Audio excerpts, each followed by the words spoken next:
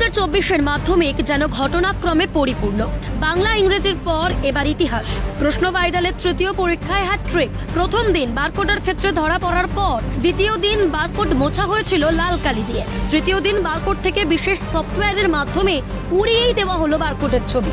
সিএনএর খবরের জেরে ঘটনা পর্ষদের দৃষ্টি আকর্ষণের পর 13 জন পরীক্ষার্থীর পরীক্ষা এবছরের মতো আগেই বাতিল করেছিল পর্ষদ। সোমবারের ঘটনার পর এই নিয়ে মোট 16 জন পরীক্ষার্থীর পরীক্ষা বাতিল হলো প্রশ্ন ভাইরালের ঘটনায়।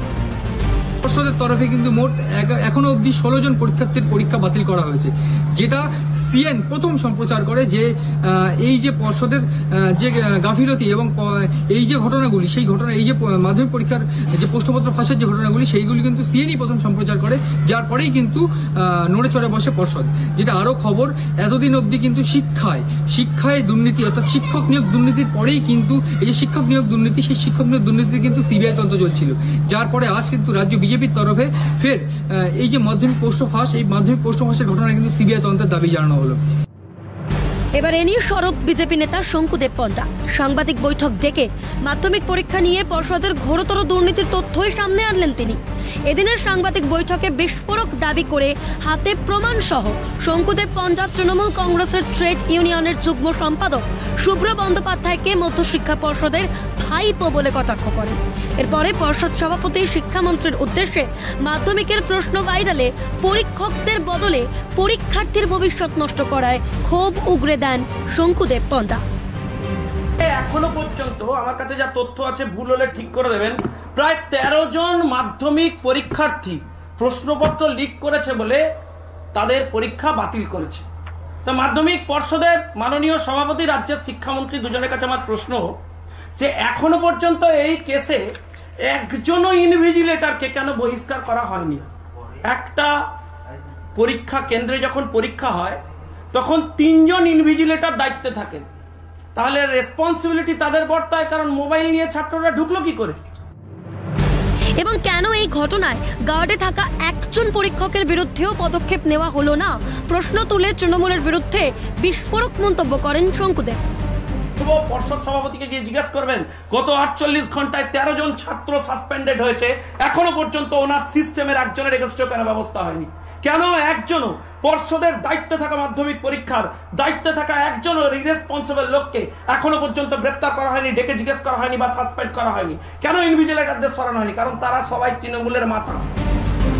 আর এরপরেই জীবনের প্রথম গুরুত্বপূর্ণ পরীক্ষা মাধ্যমিক পরীক্ষার ক্ষেত্রেও পর্ষদের 100 কোটি টাকার বেশি দুর্নীতির অভিযোগ তোলেন বিজেপি নেতা। পাশাপাশি মাধ্যমিকের দুর্নীতিতে সিবিআই ও ইডি তদন্তের দাবি জানান শঙ্কুদেব পন্ডা। শুধু প্রিন্টিং, কোশ্চেন এবং খাতা প্রিন্টিং লাস্ট 2 বছর পর্যন্ত হচ্ছে, টোটাল স্টুডেন্ট সংখ্যা ছিল 10 লক্ষের কাছাকাছি।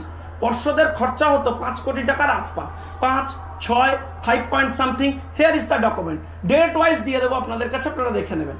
কিন্তু এবারে মাধ্যমিক পরীক্ষায় প্রিন্টিং এর খরচা হয়েছে 25 কোটি টাকার আশপাশ। আমাদের কাছে ডকুমেন্ট আছে, প্রায় 100 কোটি টাকার কেলেঙ্কারি। আমার প্রশ্ন পর্ষদ সভাপতির কাছে, কোন দিন এটা টেন্ডার হয়েছিল?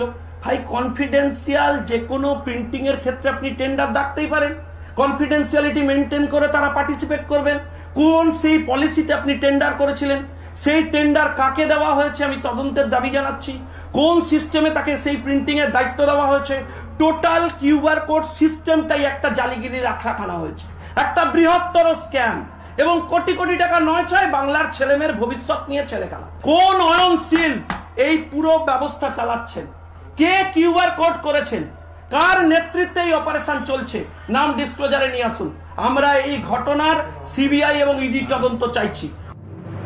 সাংবাদিক বৈঠকে স্পষ্টতই বিজেপি নেতার হুঁশিয়ারি, পর্ষদ এবং শিক্ষামন্ত্রী আর তৃণমূলের কিছু সাংবাদিকদের বিরুদ্ধে মাধ্যমিকের সব দুর্নীতি নিয়ে আদালতে তদন্তের দাবি জানাবে বিজেপি। এরই সঙ্গে বিজেপির তরফে এবছরের যে পরীক্ষার্থীদের বসিয়ে দেওয়া হয়েছে তাদের পাশে থাকার আশ্বাস, চাইলে তাদের আইনি সহায়তা দেবেন বলেও জানালেন বিজেপি নেতা। শুধু চাকরি প্রার্থীদের জীবন নিয়ে নয়, স্কুল পড়ুয়া মাধ্যমিক পরীক্ষার্থীদের নিয়েও দুর্নীতি করতে ছাড়ে না তৃণমূল সরকার।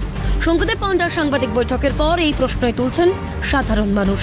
ক্যামেরায় সন্দীপ পালের সঙ্গে প্রতীশ বন্দ্যোপাধ্যায় এবং মণি ভট্টাচার্যের রিপোর্ট, ক্যালকাটা নিউজ।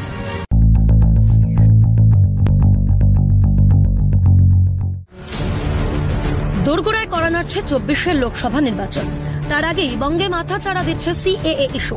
লোকসভা নির্বাচনের আগেই এই বাংলায় নাগরিকত্ব সংশোধনী আইন তথা সিএএ লাগু করতে বদ্ধপরিকর বিজেপি। যদিও এই আইনের বিরোধিতায় প্রথম থেকে সোচ্চার ছিল রাজ্যের শাসক দল। একই সঙ্গে সিএএ লাগু হওয়ার বিরোধিতা করে বাম কিংবা কংগ্রেসও। সোমবার এই সিএএ চালুর বিষয়ে কেন্দ্রীয় স্বরাষ্ট্রমন্ত্রী অমিত শাহের সঙ্গে দেখা করেন বিরোধী দলনেতা শুভেন্দু অধিকারী। এরপর ফের বঙ্গের রাজনীতিতে আরও একবার শুরু হয় সিএএ নিয়ে চর্চা। সিএএ এনআরসি এই নাটকগুলো ভোট এলেই শুরু করে বিজেপি। ভোটে জেতার জন্য বিজেপির এই ধর্মীয় মেরুকরণের চাল বলে সিএএ ইস্যু নিয়ে বিজেপিকে কটাক্ষ করেন তৃণমূল মুখপাত্র। সিএএ এই যে এনআরসি এগুলো ভোট এলে এরাই নাটকটা শুরু করে, কারণ বিজেপি বাংলায় তো বিশেষভাবে, সারা দেশে নিশ্চয়ই, তারা তো তাদের সংগঠন নেই, গোষ্ঠীবাজি, জনভিত্তি নেই, উন্নয়নের রাজনীতি করে না, ফলে ভোটে হারবে এটা খুব স্বাভাবিক বিষয়। সেই জায়গায় দাঁড়িয়ে তারা ধর্মীয় মেরুকরণের উপর দাঁড়িয়ে রাজনীতি করতে চায়। সেই কারণেই এই সিএএ এনআরসি ভোট এলেই সঙ্গে সঙ্গে কুমির ছানার মতো এগুলোকে বের করে আনে। সংসদের ভেতরে আজ সব আবোল তাবোল আলোচনায় ভরে গিয়েছে। আলাদা করে নাগরিকত্ব প্রমাণ করার কিচ্ছু নেই বলেই মত তৃণমূল সাংসদ সুখেন্দু শেখর রায়। ভালো করে দেখেন, আমরা বলেছি কি, আমাদের কাছে যাদের কাছে রেশন কার্ড আছে, যাদের কাছে আধার কার্ড আছে, যাদের কাছে ভোটার কার্ডের নাম আছে, যাদের পাসপোর্ট আছে, যাদের ব্যাংকের ডকুমেন্ট আছে, অন্যান্য ডকুমেন্ট আছে, এরকম শিক্ষিত ডকুমেন্ট তো কোনো বিদেশি কাজে থাকতে পারে না। তাহলে আজকে ওদের যারা এমপি হয়েছে, মন্ত্রী হয়েছে, তাদেরও কি নাগরিকত্ব প্রমাণ করতে হবে নাকি? নির্বাচন এলেই দিল্লি এবং কলকাতায় দুটি জিনিস প্রবলভাবে সোচ্চারিত হয়, এক সিএএ, দুই এনআরসি। সিএএ ইস্যু নিয়ে বিরোধিতার সুর প্রাক্তন কংগ্রেস সাংসদ প্রদীপ ভট্টাচার্যের গলায়। আজকে যে জিনিসটা ধারা বেঁধেছে সেটা কেবলমাত্র ভোটের জন্য। আমি নাগরিকত্ব দেবই। আরেকজন চিৎকার বলছে নাগরিকত্বের জন্য এখানে কোনো প্রয়োজন নেই, সবাই আমরা নাগরিক। দুজনেই কিন্তু রাজনীতি করে বেড়াচ্ছে। বাংলার মানুষকে বেনাগরিক করার চক্রান্ত চলছে, কটাক্ষ সিপিএম নেতা সুজন চক্রবর্তী। প্রসঙ্গটাকে এমনভাবে গত কয়েকটা বছরে জটিলতার মধ্যে ফেলা হচ্ছে, যার মধ্য দিয়ে কার্যত বাংলার মানুষকে বেনাগরিক করার চক্রান্ত চলছে। এটা চলতে পারে না। যদিও অনেকের অনেক অভিযোগই একেবারে উড়িয়ে দিয়ে বিরোধী দলনেতা জানান সিএএ চালু হবেই, তাতে রাজ্য সরকারের কোনো ভূমিকা থাকবে না। সিএ তো চালু হচ্ছে, রাজ্য সরকার এবং ডিএমদের কোনো ভূমিকা থাকবে না। 2 কোটির বেশি বাংলাদেশি শুধু হিন্দু হওয়ার কারণে তাদেরকে এক কাপড়ে পালিয়ে আসতে হয়েছে। তারা সমনাগরিকত্ব সুযোগ পাবে, ভারত সরকার সেটা করবে। লোকসভা রাজ্যসভায় আইন যেখানে পাশ হয়ে গেছে, রুল তৈরি হচ্ছে, যে স্বরাষ্ট্র দপ্তরের রুল তৈরি হচ্ছে, রুল ডিক্লারেশন হয়ে যাবে, অ্যাপ চালু হয়ে যাবে। আমরা যারা সমনাগরিকত্ব দাবি করছেন কেপি ঠাকুরের নেতৃত্বে 1945 সাল থেকে আমাদের স্বপ্ন পূরণ হবে এবং হিন্দুরা বেঁচে যাবে। ক্যালকাটা নিউজ।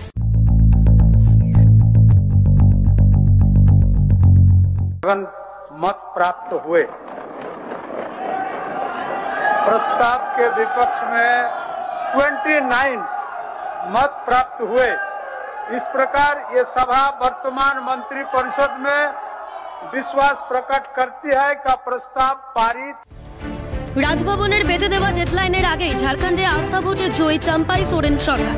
জোট সরকারের আনা আস্থা ভোটের পক্ষে ভোট 47 আর বিপক্ষে ভোট 29। 81 আসনের ঝাড়খণ্ড বিধানসভার ম্যাজিক ফিগার 41, অর্থাৎ পরবর্তী বিধানসভা ভোট পর্যন্ত যথেষ্ট সংখ্যাগরিষ্ঠ চাম্পাই সোরেনের নেতৃত্বাধীন জেএমএম, আরজেডি এবং কংগ্রেসের জোট সরকার। আস্থা ভোটের প্রস্তাবের পক্ষে ভোট 1 সিপিআইএমএল বিধায়ক এবং 3 নির্দল বিধায়কের, অর্থাৎ বিধানসভার কম বেশি সব বিধায়ক শাসক জোটে আস্থা দেখিয়েছেন, এমনটাই সূত্র। এদিকে বিপক্ষে ভোট 25 বিজেপি বিধায়ক সহ 3 আকসু এবং 1 এনসিপি অজিত গোষ্ঠীর বিধায়ক। সোমবার অধিবেশনের শুরুতেই বক্তব্য রাখেন রাজ্যপাল সিপি রাধাকৃষ্ণন। তারপর বলতে ওঠেন রাজ্যের মুখ্যমন্ত্রী চাম্পাই সোরেন। মুখ্যমন্ত্রীর পর বলেন সদ্য প্রাক্তন মুখ্যমন্ত্রী হেমন্ত সোরেন। তারপরই আস্থা ভোটের প্রস্তাব রাখা হলে পক্ষে এবং বিপক্ষে বিধায়কদের দাঁড়াতে বলেন অধ্যক্ষ রবীন্দ্রনাথ মাহাতো। কোর্টের নির্দেশে ভোট গ্রহণে অংশ নিয়েছেন হেমন্ত সোরেন। বিধানসভায় বলতে উঠে হেমন্ত সোরেন গ্রেপ্তারের জন্য ঘুরিয়ে কাঠগড়ায় তোলেন রাজভবনকে। এভাবে রাতে কোনো এক মুখ্যমন্ত্রীকে গ্রেপ্তার নজিরবিহীন দাবি হেমন্ত। জোট শরিক বিধায়করাও চাম্পাই সোরেনের সঙ্গে আছেন এই দাবি করে আর কি বললেন তিনি। जो काली रात काला अध्याय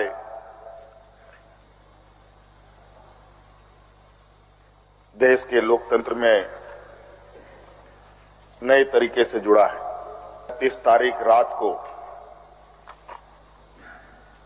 देश में पहली बार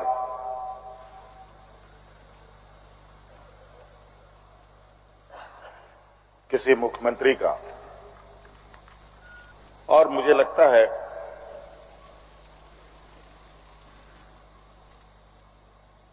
इस घटना को अंजाम देने में कहीं ना कहीं राजभवन भी बड़ी सुनियोजित तरीके से बड़े लंबे समय से 2022 से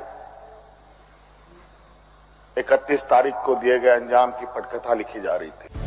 বিরোধী শিবির বলছে আদিবাসী কার্ড খেলতে নিজেকে আদিবাসী সম্প্রদায়ের নেতা দাবি করেন হেমন্ত সোরেন। 2 বছর ধরে এই গ্রেপ্তারের পরিকল্পনা চলেছে।